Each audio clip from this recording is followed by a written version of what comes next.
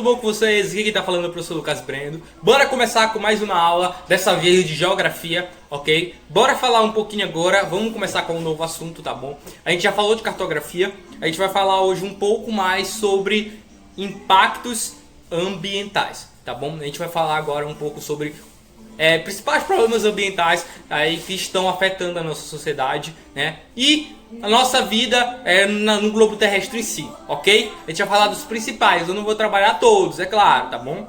Os principais. Então, para não demorar muito, bora começar com a aula, tá bom? O primeiro impacto ambiental que eu tenho para falar para vocês, né, que a gente tem que ressaltar, eu vou começar pelos principais, ok? O que é que acontece? Bora falar primeiro do aquecimento global, tá bom? Que é o que a gente mais tem conhecimento, que mais a gente ouve falar, tá bom? O que é o aquecimento global? O aquecimento global ele é basicamente um problema que acontece em nível global, como o próprio nome já fala, e ele envolve a questão do aumento do nível da temperatura no globo terrestre. Isso se dá por inúmeros fatores, né? A gente tem que levar em consideração que aí já o aquecimento global ele é um fator que o ser humano, né? Eu deixo logo claro na minha aula que o aquecimento global é um fator que o ser humano apenas contribui. O que eu quero dizer com isso? O aquecimento global é algo natural da Terra. A Terra sempre está em processo de resfriamento e de aquecimento, ok? E o que é que vai acontecer? Nós estamos nesse período de aquecimento da Terra, ok? Teve períodos que a Terra foi muito quente, né? Tanto que aquela cobra, a titanoboa, a maior cobra que existiu, ela vivia nesse período onde a Terra era muito quente. Ela chegou a ter aquele tamanho desorbitante, né, aquela cobra gigantesca, por causa da grande quantidade de calor, né, que tinha aqui na Terra, né? Então se era muito quente já em outras regiões, imagine aqui na linha do Equador, né, aqui no Pará. Meu Deus do céu. Então é por isso que essa titanoboa vinha pra cá. Era uma cobra gigante, porque como ela é um animal de sangue frio, ela se adaptou à temperatura e veio pra cá. E com a adaptação de temperatura dela, fez com que ela crescesse muito, né? Então era uma cobra gigante. Mas como a Terra começou a se resfriar novamente, né? Aí as cobras que a gente tem hoje são menores, né? Se estivesse muito quente de novo, as cobras iriam ficar maiores. Isso é um exemplo, né? Eu uso essa cobra como exemplo para vocês perceberem como a Terra se aquece e se resfria o tempo todo. Nós temos períodos de aquecimento e períodos de resfriamento, ok? Só que com a chegada do ser humano, né? O que é que vai acontecer? Nós vamos ter picos de aquecimento agora, né? O ser humano ele não é o originador, o criador do aquecimento global. Tá bom? Ele apenas contribui, né? Quando você tá lá dirigindo e joga aquela grande quantidade de gás carbônico, quando você tá lá construindo prédios, né? Quando você tá desmatando, né? Quando você tá colocando empresas, indústrias aí para liberar grande quantidade de gás carbônico na atmosfera, de gases quentes. Então, o ser humano, naturalmente, tá? Ele vai ser responsável pelo aquecimento global, ok? Inclusive as próprias vacas, né, os próprios animais. Quando você cria muitos animais assim, né, a liberação de metano acaba sendo muito grande, tá bom? Elas comem, se alimentam e a grande quantidade de metano que esses animais vão liberar vai ser muito grande. Isso vai contribuir que também tenha um aumento no aquecimento, ok? Então fiquem ligados nisso também, tá? Outro conceito, outro problema ambiental que a gente tem para falar é um chamado efeito estufa. O que é o efeito estufa? O efeito estufa é basicamente como se você tivesse realmente uma estufa. O nome já explica bastante sobre o conceito. Como é que ele funciona? Vocês sabem que ao redor da nossa Terra a gente tem uma camada, né, que protege a gente da radiação e dos raios solares para que eles não cheguem com tanta intensidade aqui na nossa superfície, na nossa crosta terrestre. E o que é que vai acontecer, tá? Com a liberação de certos gases, né, com certos tipos de reações químicas, principalmente um gás chamado clorofluorcarbono, né, o CFC, né, que é um gás que já foi praticamente banido dos produtos, né, porque antigamente, até as décadas passadas, utilizavam muito esse gás, né, ele era encontrado nas geladeiras, nos refrigerantes nos desodorantes, tá bom? Entre outros produtos que usavam principalmente o aerosol, né, aquele que você passa debaixo do braço lá, tá bom? E o que é que vai acontecer? Como esses produtos liberavam muito CFC, eles acabaram sendo banidos, tá bom? E o que aconteceu? Porque as pessoas percebiam que esses produtos eles estavam causando uma destruição da camada de ozônio. O que é essa camada de ozônio? Como eu falei, é a camada que protege a Terra, né? É a capinha protetora, é nosso escudo, tá bom? Quando você libera alguns gases, tá bom? Você acaba fazendo com que essa camada seja destruída, né? Tem-se a abertura de buracos, né? Por isso que a gente fala, buraco na camada de ozônio, né? E o que é que vai acontecer? Quando se abre um buraco, o raio do Sol atravessa essa camada, né? E o que é que vai acontecer? Tá? A gente vai ter a entrada de raios solares mais intensos aqui, a radiação solar também. E ela vai ficar rebatendo na camada de ozônio dentro da Terra, né? Digamos que você já tá... Esse raio passou pela camada de ozônio e vai ficar rebatendo, né? Vai ficar bate, volta, né? Bate, volta. Ele vai ficar rebatendo na camada de ozônio até achar outra saída, né? Geralmente, essa saída da camada de ozônio se encontra nos polos, tá bom? Ele vai ficar... rebatendo e ele chega nos polos. E o que é que vai acontecer? Como uma grande quantidade de calor vai ser redirecionada para os polos terrestres, tá bom? O que é que vai acontecer? É isso mesmo, a gente vai ter o derretimento das calotas polares.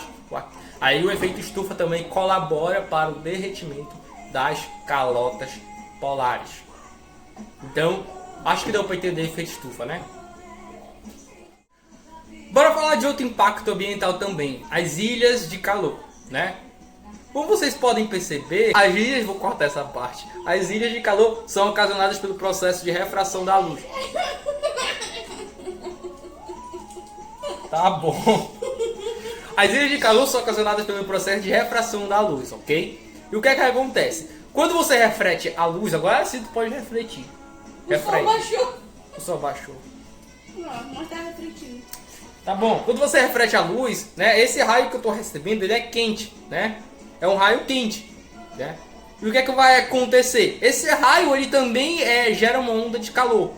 Então tu imagina uma cidade como São Paulo, com um centro repleto de carros, espelhos, prédios cheios de espelho, tudo cheio de espelho. E o que é que vai acontecer? A gente vai ter uma onda bem gigante de refração de calor. É isso mesmo, né? Até ano passado caiu uma questão na prova do Enem, né?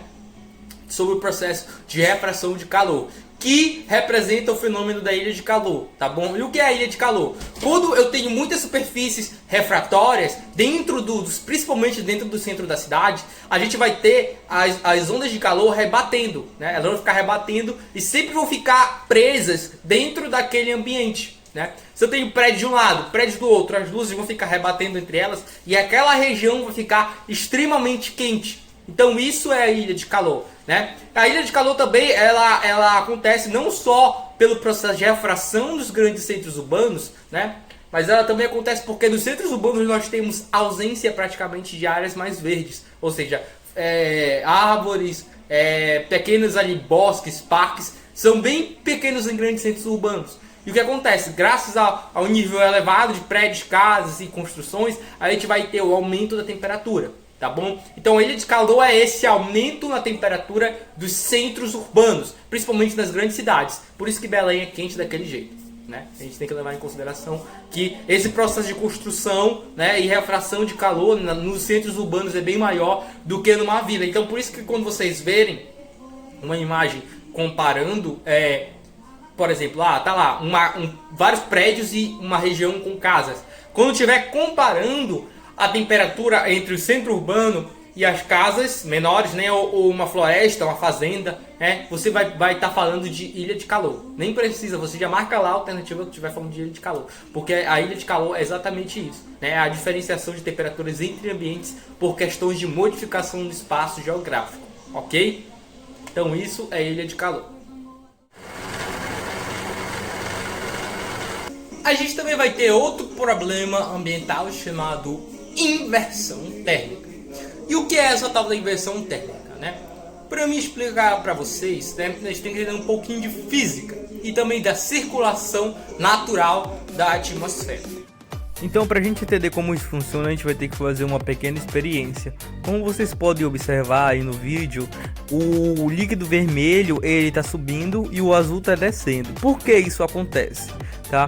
Porque o líquido azul ele é o líquido mais denso, ele tá com água gelada, enquanto o líquido vermelho é o líquido que tá com água mais quente. Então ele vai subir, tá bom? Então é isso que acontece na atmosfera. Pela lei da convecção, né, os líquidos e os gasosos eles conseguem fazer essa troca de calor, que a matéria mais fria ela é mais densa, então ela vai descer, e a matéria mais quente, que é menos densa, vai subir. Só que tem um porém: quando essa matéria azul esquentar novamente, adquirir uma temperatura mais quente, ela vai subir junto com a vermelha. E quando ela atingir o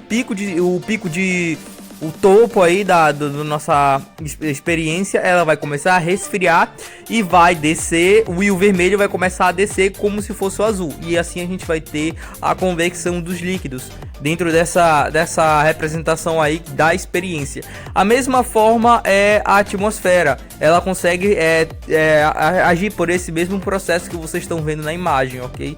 Então é algo muito interessante para a gente visualizar e aprender um pouco também sobre esse importante conceito da física, tá bom? Tá bom? O ar mais quente, ele é menos denso, tá bom? Ele consegue subir com facilidade, o ar quente, tá bom? Enquanto o ar frio é mais pesado, é mais denso, então ele desce, né? Então a gente vai ter esse movimento aqui, ó, o ar frio e o ar quente, né? A gente vai ter esse movimento aqui, né? Sempre esse movimento aqui, né? E aí quando o ar frio chega lá em cima, o ar quente chega em cima, ele vai resfriar e vai descer, porque ele vai ficar denso. E o ar quente vai descer, o ar frio vai descer, na verdade, quando ele ficar aqui embaixo, ele vai aquecer e vai subir. Então esse é o processo de circulação, tá bom?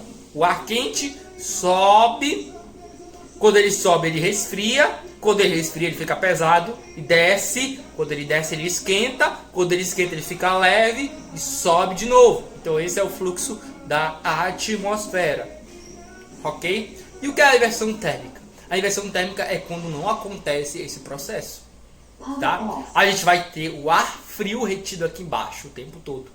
É isso mesmo. Quando você vê aquela neblina de manhã cedo, né, de madrugada, quando não tem a incidência de raio solar, ou seja, aquele raio solar ele não vai bater lá na superfície e a superfície não vai esquentar, não vai aquecer. E então a gente vai ter uma grande quantidade de ar frio ali na baixa atmosfera, na superfície terrestre, na camada mais baixa da atmosfera, tá bom? A gente vai ter muito ar frio.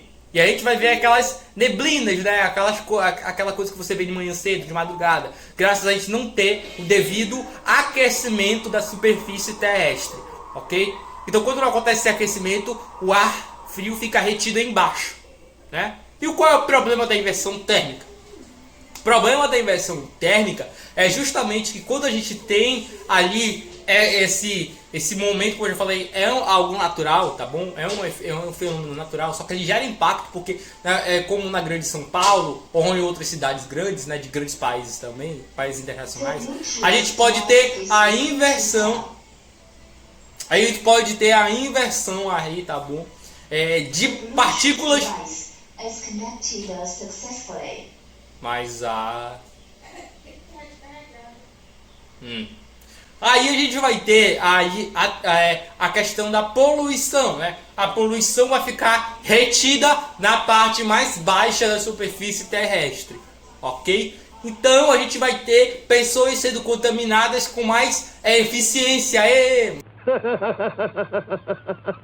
Não, tá?